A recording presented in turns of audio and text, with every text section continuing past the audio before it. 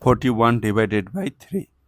Okay, 3 is a divisor, so we need multiplication table of 3. 3 times 0, 0, 3 times 1, 3, 3 times 2, 6, 3 times 3, 9.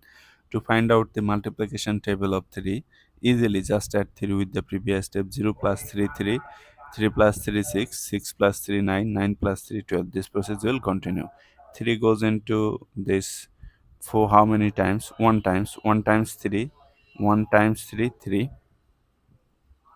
Subtract 1, bring down the next digit. 3 goes into 11 how many times? 4 times 12, which is greater, so 3 times. 3 times 3, 9. 3 times 3, 9. Subtract 2.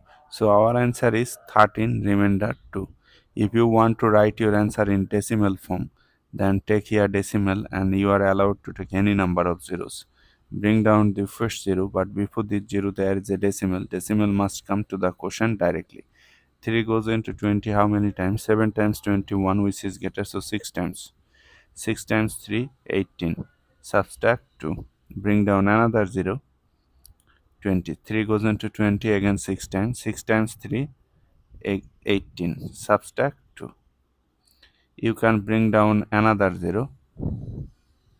So 3 goes into 20 again 6 times. 6 times 3, 18. Subtract.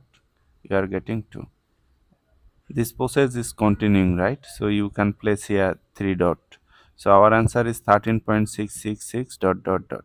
You can place a bar over 6 to mean that the 6 is repeating. So 13.6 bar is our answer.